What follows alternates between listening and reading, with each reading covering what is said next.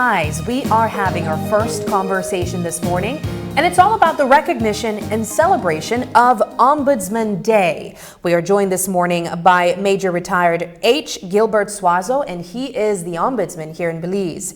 Good morning, Mr. Swazo. How are you doing? I am very well. God is good. Thank you so much for joining us this morning. It's indeed an honor and pleasure to always be here with open eyes. Yes, wonderful.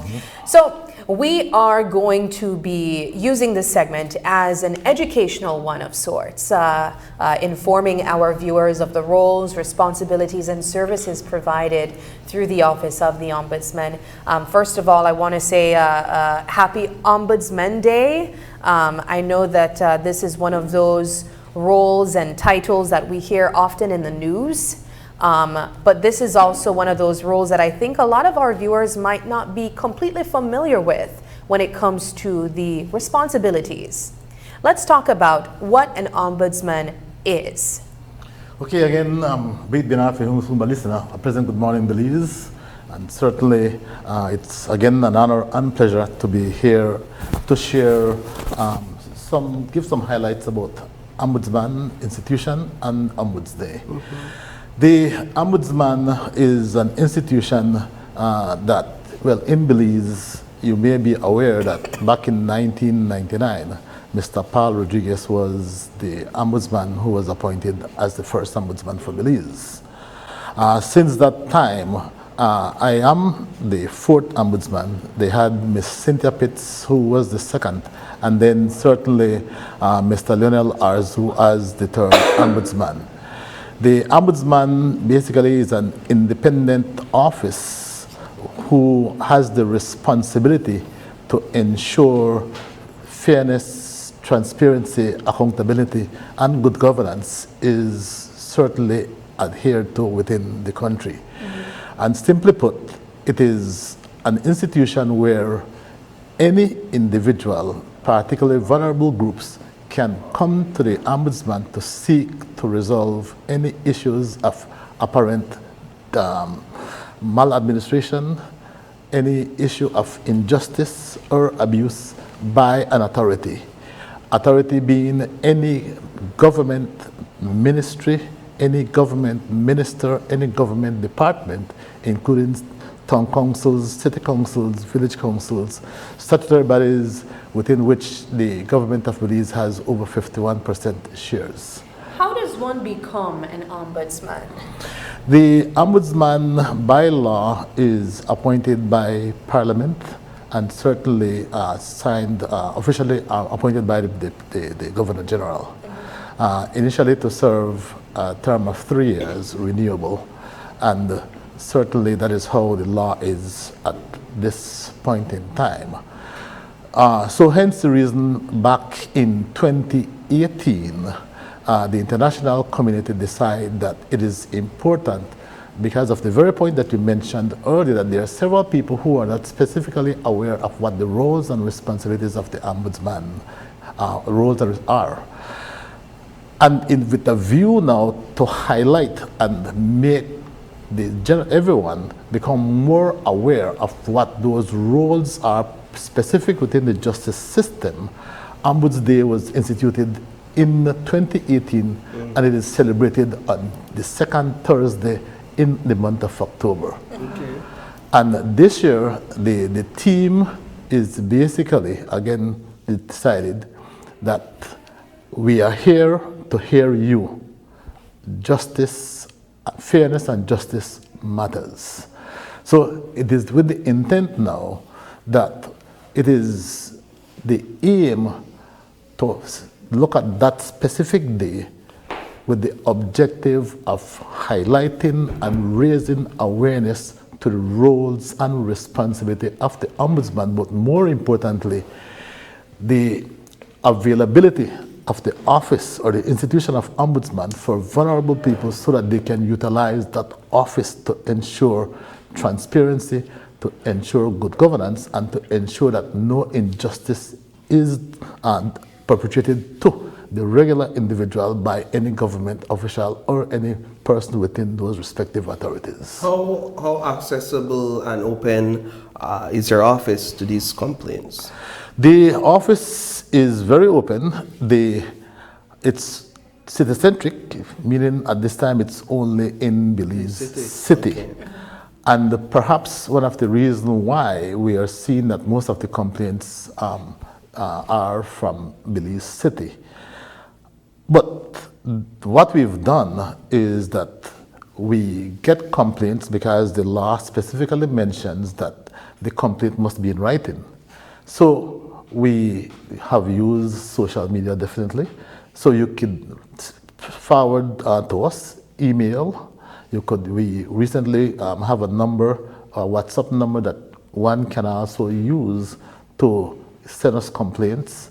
The usual slow mail and even walk-in. So those things are possible.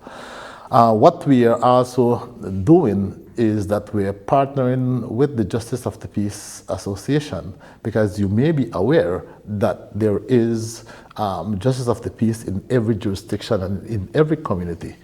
So we deem that important to collaborate with the Justice of the Peace with a view then that we will train the specific Justice of the Peace once they are appointed to be able to act for and on behalf of the Office of the Ombudsman within the respective communities, giving more access and connectivity for the general public to be able to lodge their complaint. But it is only and the Justice of the Peace will only ensure that the complaint is written down properly, and then those will be forwarded to the Office of the Ombudsman in Belize City, where we are at this moment. So let's talk a bit about what is the process when it comes to actually filing a complaint, and more so, what are the types of complaints that we've seen an individual can file? Because one would imagine that, let's say for example, there are what some perhaps would consider small grievances, like I apply for a piece of land and minister don't respond to me yet, and I feel like this representative is doing a disservice to me, versus perhaps a bigger complaint, a much more egregious issues. What's the process and what warrants a visit or a letter to the Ombudsman? Okay, very good question. Okay, you are asking about, well, make reference to lands in particular. Just as an example. As an example. We've had cases where people believe that they have applied for land, given an NES, and over 3-4 years, that has not advanced in any way or form. And people are hearing that people are getting their titles within perhaps a year, and I have been waiting for 3 years. I believe that's an area to be concerned. Okay. Certainly. And the Ombudsman could hear that out? Yes. Wow. So you would then come to the Office of the Ombudsman, indicating then that you have lodged, you have visited the Lands Department several different times to sort of ascertain exactly what level or where is the progress with your land application in particular. But you have been dismissed and have not been given any answers or given the royal or wrong, those kinds of things. So that is, in my view, a maladministration issue, and you are suffering some level of injustice. So that complaint can be lodged at the Office of the Ombudsman, and certainly once you've lodged that, given full details of when, where, how, the regular issues, then we in the Office of the Ombudsman will certainly do a thorough review and assessment of that case. And if it is that we find that it's a legitimate claim, because we do not work for the complainant or we do not work for the authority, we work independently based on the facts facts that are presented to the office of the Ombudsman. No, go ahead, because what I wanted to do also is get a bit into what the investigative process looks like. Yes. So remember, so the complaint is lodged. So then an assessment of the complaint will be made, a review, to ensure that, one, it is not frivolous, two, it is not made in bad faith, and those kinds of things. All right? So once we've looked at those preliminaries, then the Ombudsman will decide to investigate or not to investigate based on the merit of the complaint. Okay.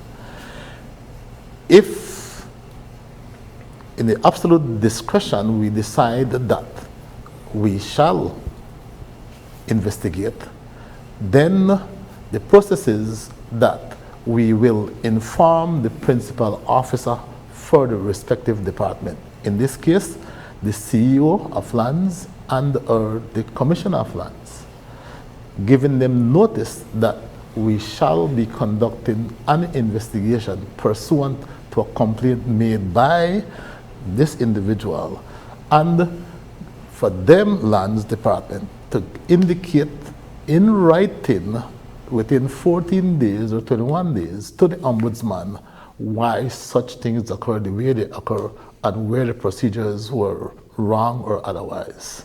So we give an opportunity for them to give us a written report prior to summoning anyone to come to the Ombudsman to bring documents, right? Because we can summon individuals. Summon, yes, like a court. Yes, the Ombudsman by law is equivalent to a high court judge in doing investigation. So who can you summon? Can you summon, anyone. Government officials? Yes. Like an elected government official? Yes. You can summon them, yes, if the investigation warrants that? Yes. Wow. My question sort of has two parts to it. The first is, how busy do you find the Ombudsman office? Because we are talking about taking advantage of informing our viewers of the services that are provided by the Office of the Ombudsman. Is it that many people are not recognizing that there is this option for them? I guess that is one of the fundamental issue. Okay. That we have been on several media houses, and I'm very grateful that we are also getting this opportunity, because as the Ombudsman, this is the first time I am in this office. I've been here as a Ports Commissioner. I've been here in several other capacities. So this is welcoming. Well, we are glad to have you here yes. in this capacity. Yes, so certainly it is not perhaps sensational news. Mm-hmm. All right, so people sometimes don't pay attention to when the office of the Ombudsman representative would come to the media, because, that's not sensational. Yeah. So, but we do have brochures that we issue out. And again, I would go back to the intent or the objectives of Ombuds Day is to highlight and raise awareness about the roles and responsibilities of the Office of the Ombudsman and how we can support the vulnerable and regular people in obtaining justice as it relates to those same very issues that we've talked about. So my second question would be the example that Paul would have placed where an issue with lands is concerned. If I would be that person presenting this concern or this issue to the Ombudsman office, how long generally does a process like this take? Because I think of the individual lodging the complaint, saying, they're giving me the runaround, it's been an entire year, and then presenting this matter to the Ombudsman, you tend to feel like, well, it's probably going to take another year, because when you're fighting the government, you never really win. No. Well, we have seen very good results from the Office of the Ombudsman. Okay. And I think that is sort of something which we have an annual report, which we just recently brought out, and it was discussed in it was laid on the table in the last sitting of the House in September. And that highlights all the work that we've done in last year, which indicate that we received last year 190 complaints. And it was a very good success rate that we had in relation to those reports. We try to expedite every complaint that we get, and we write almost immediately, right? Because once we've conducted our review, our due diligence of that complaint, then the process starts there. Because you can write the CEO, you can call the CEO, you can ask for them to submit that report to you, and then we are very busy at the office with a view to ensure that every individual rights are upheld and to ensure that fairness and justice prevails throughout. And it also ensures transparency, accountability, because there are procedures that every government office should work by.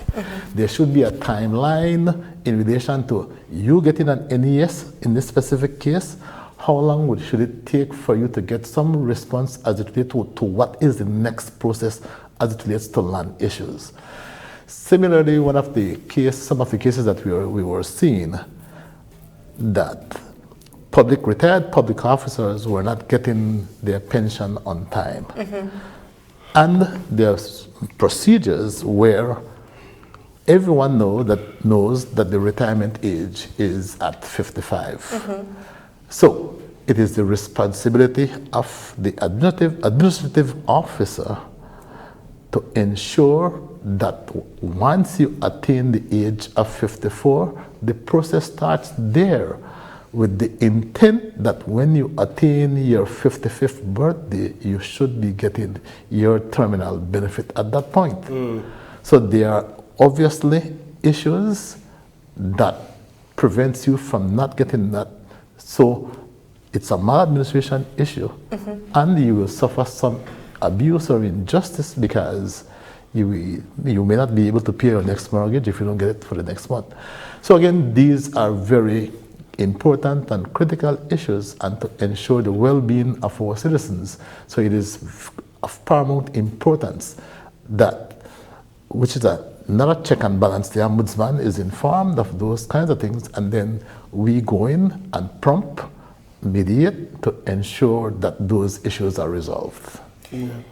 Is accessing the service of the Office of the Ombudsman kind of like seeking legal guidance, where you would have to pay for this service? No, the services offered by the Ombudsman is free. Okay.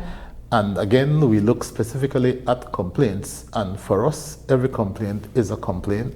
And once we do our review and due diligence, then we decide if this is if this complaint falls within the permit of Chapter 5, which is the Ombudsman Act.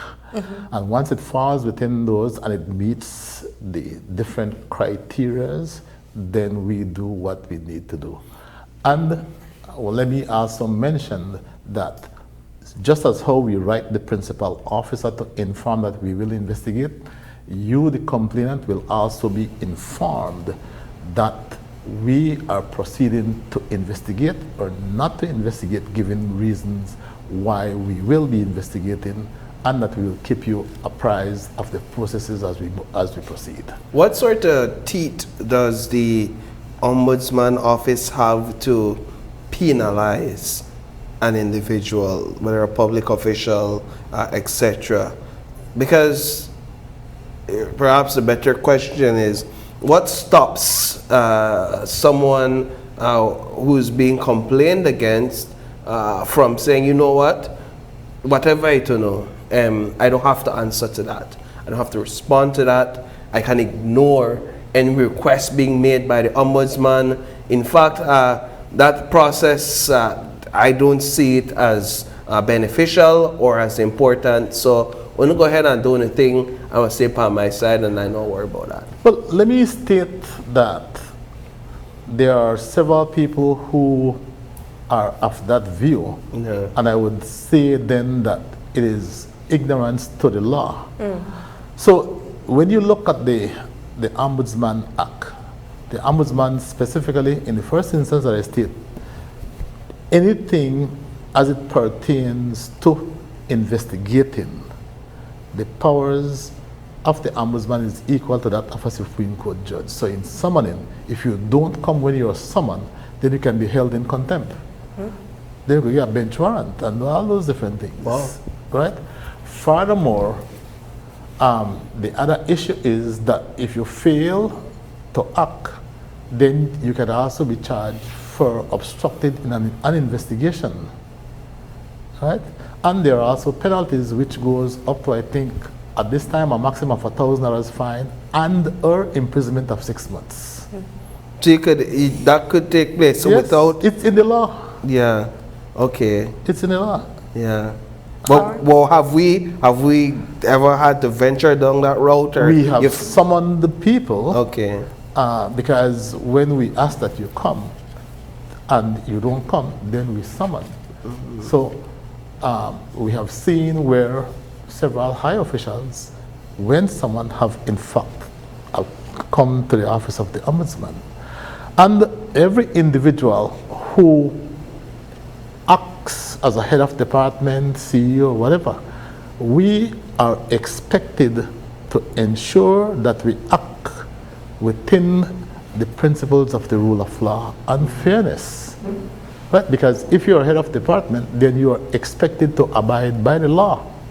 And I believe that in and by itself would suggest that you don't want to appear to be acting ultra vires to the expected code of conduct of that office. For you, how important is it to maintain integrity in this role? How important is it for you to see cases through and to be impartial in the duty that you carry out? You have to be impartial. You have to do things based on ethical standards because you want to ensure the confidence of the people for them to come to you to lodge their complaint. Yeah. So that is paramount in my view.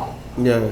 Now, let's talk a bit about what we have planned, if anything at all. Yes. It's Ombudsman's Day. Yes. It's Ombuds next Day. week, Thursday. Yes, right. it is. Second Thursday, that's next week, Next Thursday. Thursday the 10th. Yeah, all right. So, what can be expected Okay, in terms of the celebration? intent is for us to assemble at what was the Memorial Park, I think the Lord Rayburn Plaza, right? We shall be there. We will have an official ceremony, and we will also have different exhibition where different offices, and in particular the office of the Ombudsman, will have booths to demonstrate. We're basically talking about complaints, those things that are integral to a complaint, and then that process of what is required when you come to complain, those kinds of things. Yes. So that will be demonstrated there. We certainly will have other booths by the Justice of the Peace, who, again, I said, support the Office of the Ombudsman. We have invited the representative from the HelpAge, the Disability Office. So different vulnerable groups will be there who we have collaborated with, because as an elderly, you suffer abuse when you go to use some of these offices as well. That's true. Right. So, and even as a differently abled individual, right? Accessibility is an issue. Yeah, those kinds of things. So those are some of the things that we will be demonstrating, how we collaborate with these respective organizations and departments with a view to ensure fairness and justice. We are here to hear you. And so that is the intent of it, to showcase the roles, responsibilities of the Ombudsman to the general public. So we're inviting everyone to be there. And certainly the intent is that we will do it rotational. So we are in Belize City for this year. Next year we'll take a different municipality so that we take it to you. That is the intent. We can come to you. And in talking about that, there was one instance when we got a report from an elderly lady who came all the way from the north to make a complaint in Belize. And when we saw that this case is one that we could have investigated, I personally called the complainant. I said, please don't come. I will go to you And I drove there and took the complaint from that same elderly, right? And she was quite pleased when we resolved the issue. Wow. Wonderful. Yeah, what's the gist perhaps of issues concerning elderly individuals? Well, we have seen where people are not given the due respect when they go to get the services, because in most cases elderly are given priorities in some areas. But I think that we are seeing where several ministries, several government offices are becoming respectful and aware that this is a service that must be offered. Yeah.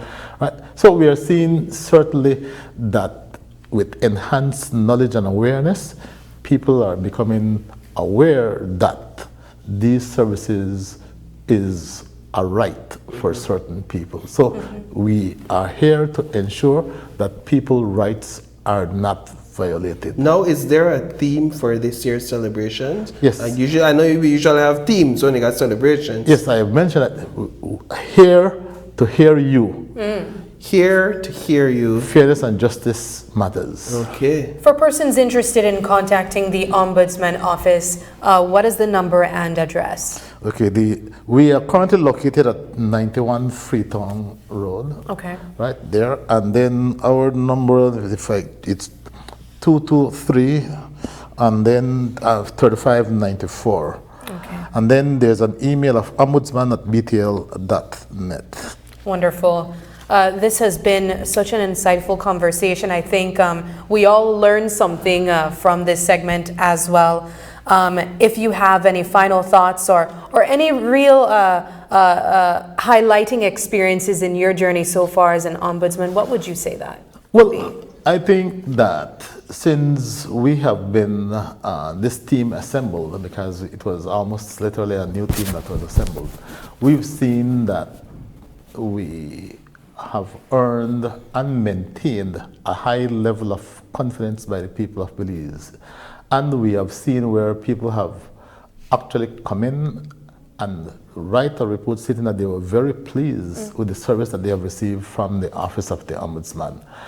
And let me also state that last year there was a benchmark thing that happened where the government of Belize decided that Belize will now be establishing a National Human Rights Institute.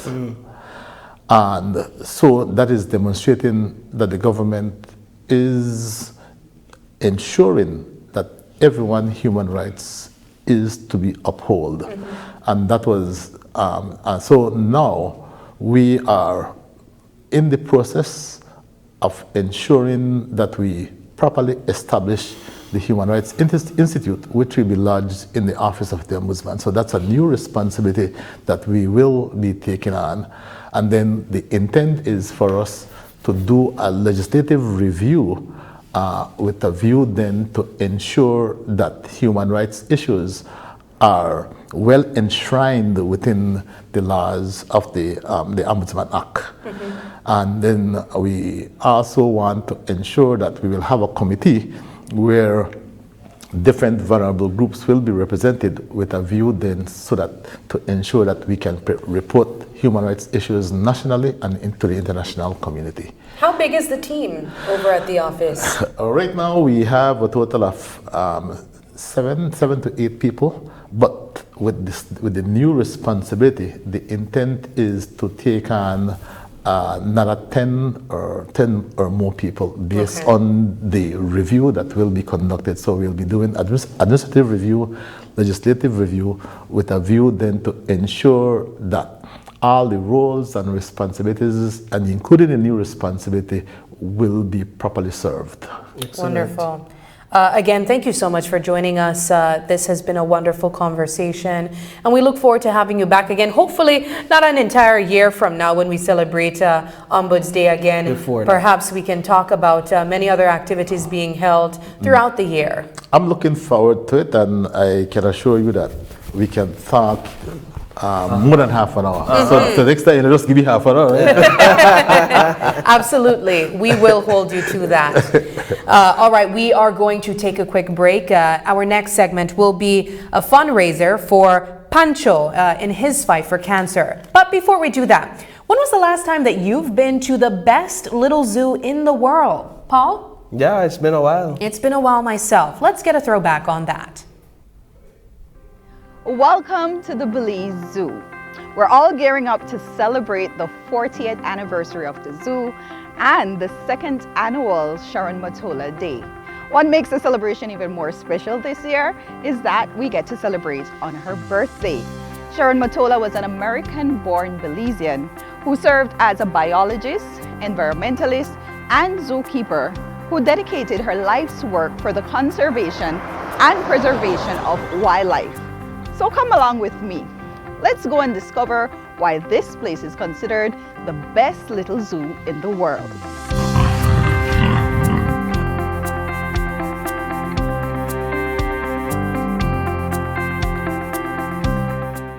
In 1983, the Belize Zoo, housing only 20 animals at the time, was considered merely a backyard zoo. Over the years, it has transformed and now it houses over 45 different species. Tomorrow, we get ready to celebrate the 40th anniversary of the zoo along with Sharon Matola's Day. But for us to fully understand and appreciate the history of the zoo, we must first learn about it. I'm here with Humberto Wallers, who will tell us a little bit more. Yeah, well, thanks for that, Annalie. It's quite a pleasure to be part of the Belize Zoo. Probably it's one of the oldest employees here, going for 32 years. And I joined the Belize Zoo when I was just 21, and the zoo was at the infancy stage. It was in the backyard. Sharon was a lot adamant of creating a bigger zoo, a bigger picture. And she lobbied for funds. She lobbied for a place here. And so in 1991, we transferred from the old zoo to a new site, which encompasses about 27 acres of land, where we had more expanded habitats. There was more rooms. Pathways were made up of pebbles, but they were pretty good. So there was enough space for every individual, for every species in the zoo. So here we have Edgar Hill, who was rescued from the Mennonite community. Just to tell you a little bit, this is one of Sharon's projects called Human Jaguar Conflict, where in 2003 there were reports of 50 jaguars being killed, either killed, poisoned, and so they sat down with the forest department and they decided that, the only way we could help these jaguars, saving these jaguars, is to bring them here to the zoo, do something really positive to save them. In many times and cases, these are older jaguars with dental issues, different health issues. For instance, Edgar Hill, he came with eye issue, and eventually had to be removed because it was causing a lot of pressure in that. However, I would say it's quite a healthy cat in terms of, everything, his physical values and exam shows that he's pretty good. However, we cannot release him back into the wild. He's already used to us here. They need their canines. A lot of time, all those pieces were missing. And so she started this with the idea of saving all these jaguars, from being killed. Rather than being killed, they're going to come to the zoo and play a big role. Currently, we have 12 jaguars. We were up to numbers, but as you know, they age, they get older, and some of them they come here a couple of years and they can't go anymore.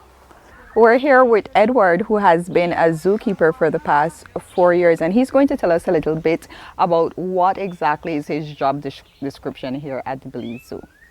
So here at the zoo, I've been employed for almost 4 years now, and my main job is being a zookeeper.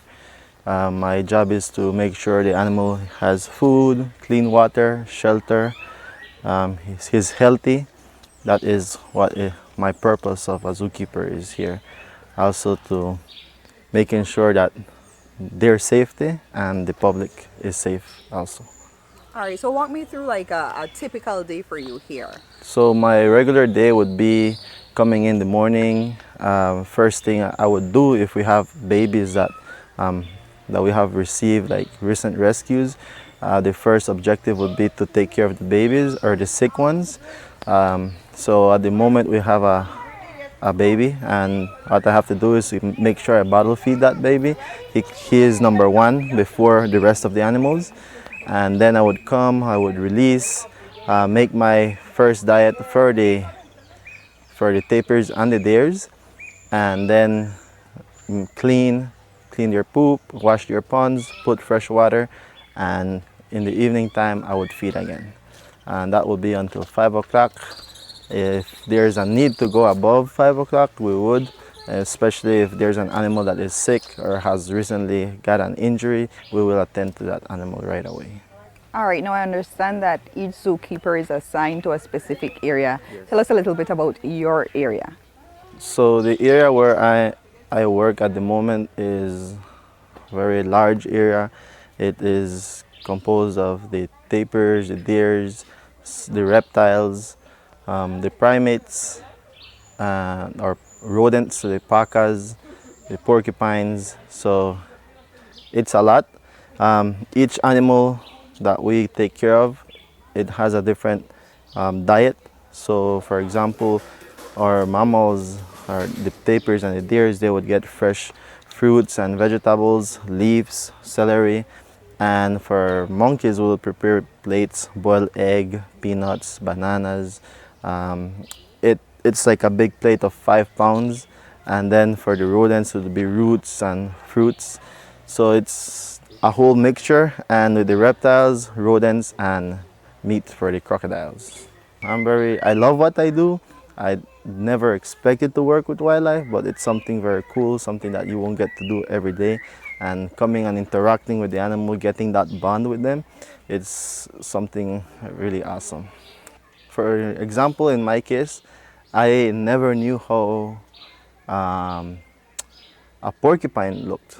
I just saw pictures of it, and when I started working here, I got the opportunity to not only work with a porcupine, but to actually raise it from young. Also, an anteater, I never saw how an anteater looked and what it ate, and I had the opportunity to bottle feed this anteater until the size that it's now, and still caring for it. So for many Belizeans, I think that not all of them know what all of the beautiful animals that we have in our country.